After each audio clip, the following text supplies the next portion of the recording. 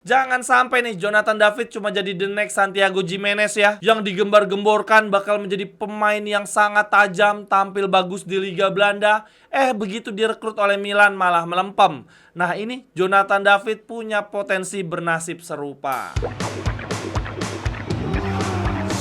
Jerewetan ceking kita, nyerewetin apa aja.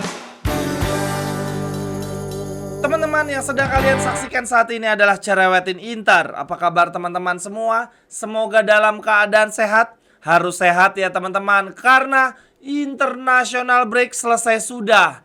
Ini berarti tim kesayangan kita akan mulai main lagi dan jadwalnya pun sangat amat padat. Terkait international break ini, menurut Matteo Barzaghi, jurnalis Sky Sport, dua pemain yang paling terakhir bergabung ke Appiano Gentile adalah Aslani dan Taremi. Untuk Taremi sendiri tampil luar biasa di pertandingan kedua international break. Di sini dituliskan Mahdi Taremi menjadi starter dan bermain penuh 90 menit untuk Iran ketika mereka bermain imbang 2-2 melawan Uzbekistan di kualifikasi Piala Dunia FIFA 2026. Sang penyerang Inter mencetak 2 gol untuk tim nasional Iran sekaligus mengamankan 1 jatah di Piala Dunia bagi tim nasional Iran. Namun di pertandingan sebelumnya Taremi tidak tampil sama sekali.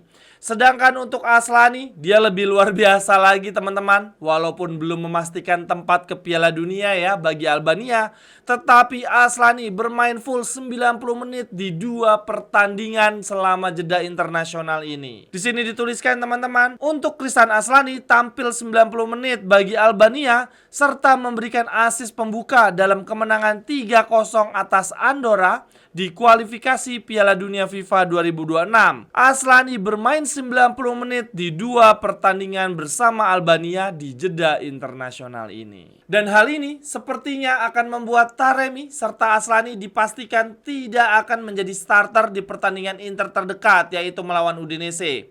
Ya pasti ya, karena mereka datang paling terakhir latihan. Dan yang kedua, dari sisi energi pasti recovery mereka yang paling terakhir. Untuk partai lawan Udinese sendiri akan dilangsungkan di hari Minggu jam 23 waktu Indonesia bagian Barat teman-teman. Nah ini, jurnalis Sky Sport Matteo Barzaghi juga membeberkan beberapa berita teman-teman terkait kondisi terkini pemain kita menjelang pertandingan melawan Udinese. Barzaghi bilang begini, berdasarkan persiapan latihan terakhir, Joaquin Correa kemungkinan besar menjadi starter di partai melawan Udinese berduet dengan Thuram. Sebetulnya dia ada persaingan dengan Arnautovic, namun sang penyerang Argentina jauh lebih bugar dan berlatih lebih lama bersama Thuram saat jeda internasional.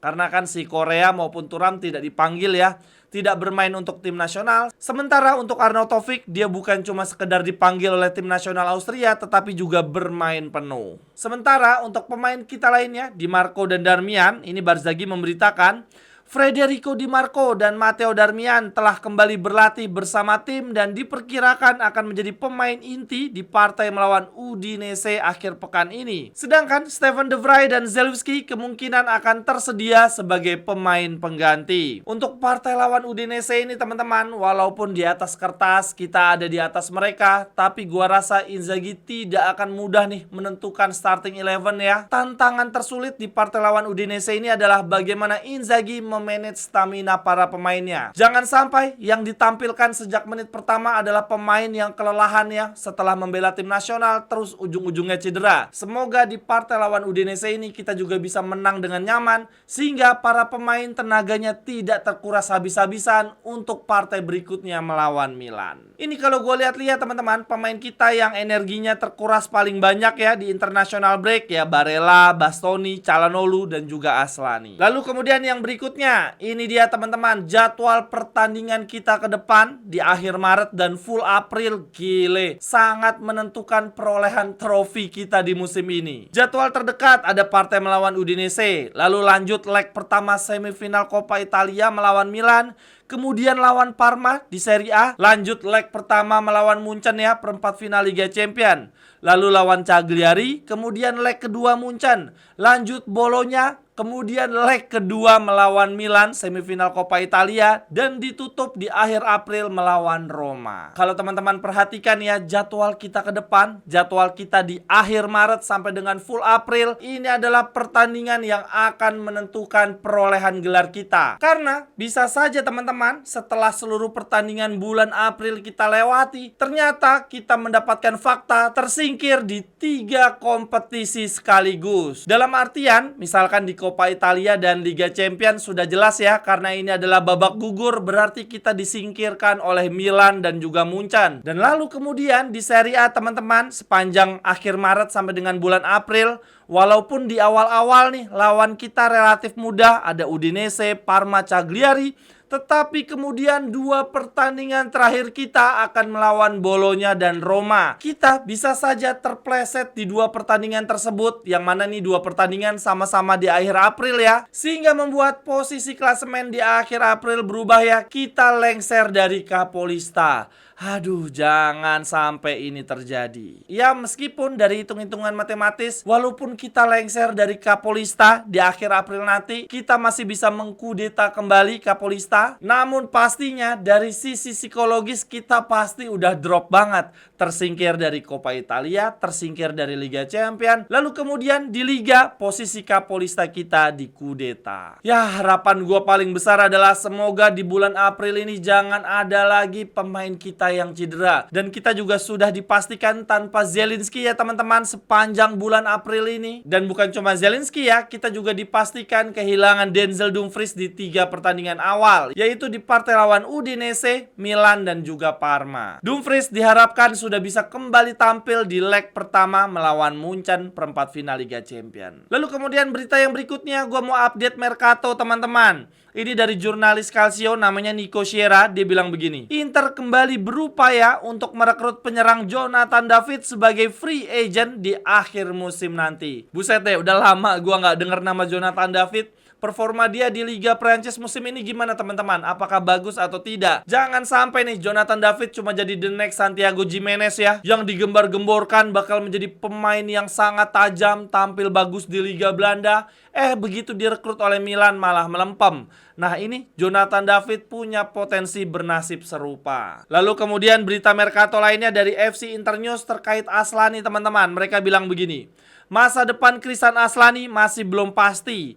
Gelandang Albania ini ingin tetap bertahan di Inter, tetapi saat ini manajemen terbuka untuk menjual Aslani yang saat ini memiliki banyak peminat dari Italia dan dari luar negeri. Inter meminta setidaknya 30 juta untuk Aslani. Buset deh teman-teman, 30 juta mahal banget. Kemudian yang berikutnya ada dari jurnalis bernama Ekrem Konur teman-teman. Ini adalah mantan jurnalis ESPN, BBC, dan juga Goal.com. Dia bilang begini.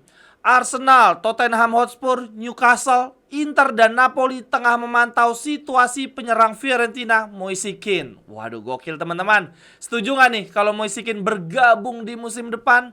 Usianya masih sangat muda, 25 tahun, punya bakat yang bagus menurut gua. Tetapi permasalahan dari Moise Kean adalah inkonsisten. Moise Kean teman-teman pernah bermain untuk Paris Saint-Germain, dan seingat gua saat itu ada Icardi, ada Cavani. Dan yang luar biasa, Moise Kean bisa bersaing dengan pemain-pemain tersebut dan bahkan mencetak 19 gol untuk Paris Saint-Germain dalam satu musim. Tetapi anehnya di beberapa musim berikutnya dia balik ke Juventus dan dalam satu musim tidak mencetak gol sama sekali. Dan yang lebih anehnya lagi, kemudian dia pindah ke Fiorentina. Saat ini dia luar biasa gacor.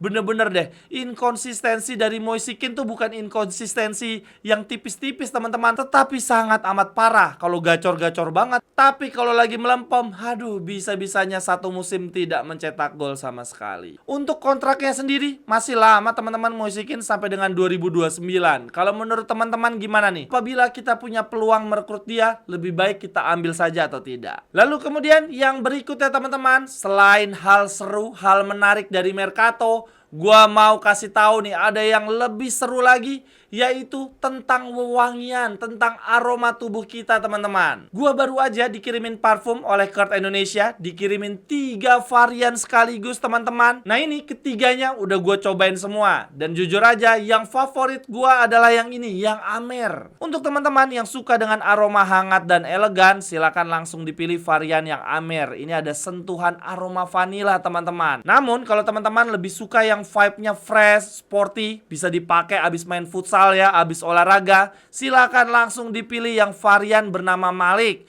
Ini aromanya ada kombinasi citrus dan lavender yang bikin teman-teman segar sepanjang hari. Selain itu teman-teman, ada satu lagi varian yang akan segera launching, tapi gue udah dikasih nih, aromanya bold maskulin, membuat kita menjadi tampil lebih berkelas, berkarakter. Aromanya ada kombinasi antara mint, green apple, dan vanilla. Enak banget. Parfum dari Kurt Indonesia bisa teman-teman beli langsung di Shopee. Linknya ada di kolom deskripsi ya. Dan teman-teman bisa memilih nih untuk packagingnya. Bisa pilih box eksklusif seperti ini, atau teman-teman bisa pilih juga packaging dengan pouch seperti ini ya, sehingga mudah dibawa kemana-mana. Lalu yang menarik teman-teman, setiap pembelian parfum dari Kurt Indonesia akan mendapatkan gold, mendapatkan emas teman-teman, dan juga thanks card. Sekali lagi langsung aja dicek di Shopee atau kepoin Instagramnya @kurt_Indonesia. Terima kasih banyak teman-teman. Lalu kemudian lanjut yang berikutnya. Saat jeda internasional kemarin ada sesi interview eksklusif antara Marotta dan Radio Ancio teman-teman. Dan ini Marotta membuat 2 statement yang sangat menarik. Yang pertama dia bilang begini teman-teman. Saya sangat yakin dengan berjalannya proyek tim U23, ini adalah langkah pertama, langkah yang tepat untuk memasukkan pemain-pemain muda ke tim utama Inter di masa yang akan datang. Saat ini kesenjangan antara tim utama dan tim Primavera terlalu besar, sehingga kehadiran tim U23 adalah jawaban dalam mempertipis kesenjangan tersebut. Kami segera mengajukan pendaftaran resmi ke Lega Pro untuk tim U23 di musim depan. Mantap teman-teman. Lalu kemudian untuk statement menarik yang kedua dari Marotta, menyinggung tentang Simone Inzaghi teman-teman. Marotta bilang begini. Kami sangat bahagia dengan Simone Inzaghi. Penandatanganan perpanjangan kontrak dengan Inzaghi hanyalah formalitas saja. Kami sudah memiliki kesepahaman satu dengan yang lain. Ia adalah salah satu pelatih terbaik di dunia dan kami sangat senang dia bisa bersama-sama dengan kami dalam waktu yang lama. Mantap, mantap. Gue sih berharap Simone Inzaghi selama yang kita bisa ya, dia harus dipertahankan. Dan baru-baru ini teman-teman, Simone Inzaghi juga mendapatkan penghargaan ya, yaitu Pacina de Oro. Penghargaan tahunan yang diberikan kepada pelatih terbaik di Serie A. Sekian dulu untuk Cerewetin Inter hari ini teman-teman. Terima kasih sudah menyaksikan. Untuk kritik, saran, dan menghubungi gua, silakan klik saja link yang ada di kolom deskripsi. Sampai ketemu di cerewetan-cerewetan berikutnya. Bye-bye, thank you. Cerewetan ceking kita, nyerewetin apa aja.